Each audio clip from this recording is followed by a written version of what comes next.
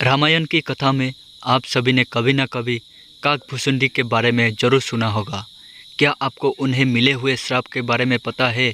यदि नहीं तो चलिए जानते हैं। कहानी को सुनने से पहले अगर आप हमारे चैनल पर नए हैं तो चैनल को सब्सक्राइब करके बेल आइकन जरूर दबाएं। साथ ही लाइक करना ना भूलें। हिंदू धर्म ग्रंथों और पुराणों में काकभुसुंडी से जुड़ी कोई कथाओं के बारे में आपने सुना होगा। हिंदू धर्म ग्रंथों में ऐसी कोई कथाएं हैं जिसमें किसी न किसी को श्राप के कारण अपना असली रूप को खोना पड़ा है। इसी में से एक है रामायण के पात्र काकभुसुंडी भी है, जिनके बारे में रामायण में भी वर्णन किया गया है। काकभुसुंडी को भी एक ऋषि के श्राप के कारण अपने असली रूप को छोड़कर कौवा बनना पड़ा।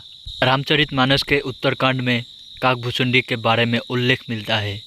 उत्तरकांड में लिखित चौपाई और दोहे के अनुसार काकभुसुंडी परम ज्ञानी और भगवान राम के भक्त थे, लेकिन एक श्राप के कारण इन्हें अपना बचा हुआ जीवन कौवे के रूप में बिताना पड़ा। रामचरितमानस के कथा के अनुसार भगवान शिव ने माता पार्वती को भगवान राम की कथा सुनाई थी।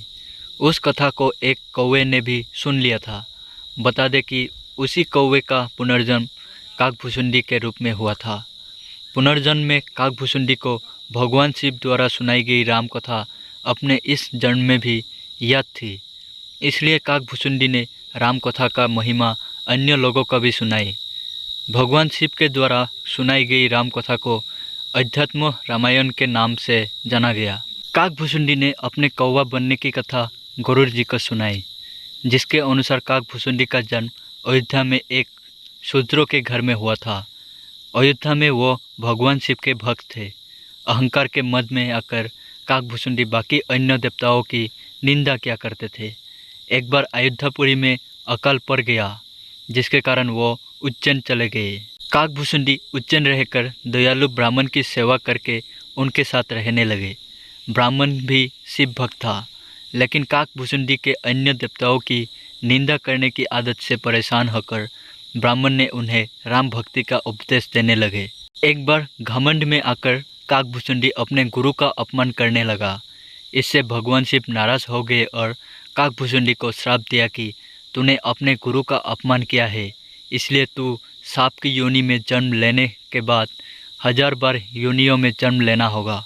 ब्राह्मण ने भगवान शिव से क्षमा मांगी, लेकिन शिवजी ने कहा कि इस अभिमानी को अपने प्रायश्चित करना पड़ेगा। धीरे धीरे काकभुसुंडी में राम भक्ति उत्पन्न हुई और अंत में वो ब्राह्मण का शरीर प्राप्त किया। इसके बाद काकभुसुंडी ज्ञान पाने के लिए लुमेश ऋषि के पास गए। जब लुमेश ऋषि काकभुसुंडी के ब्राह्मण रूप को ज्ञान दे रहे थे, तब वो अनेक तरह के तर्क वितर्क किया करता था। लुमेश ऋषि काकभुसुंडी के इस व्यवहार से क्रोधित होकर उन्हें श्राप दे दिया कि जा तू चंडाल पक्षी यानी कौवा बन जाएगा।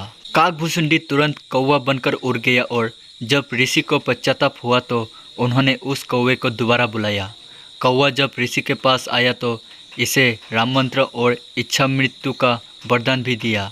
राम मंत्र मिलने के बाद उसे उस कौवे के शरीर से भी प्रेम हो गया और बाद में वो काकभुसुंडी के नाम से जाना गया। तो दोस्तों, आप लोगों को कहानी कैसी लगी कमेंट करके ज़रूर बताइए और ऐसी ही भक्ति कहानी सुनने के लिए हमारे चैनल पर बने रहे।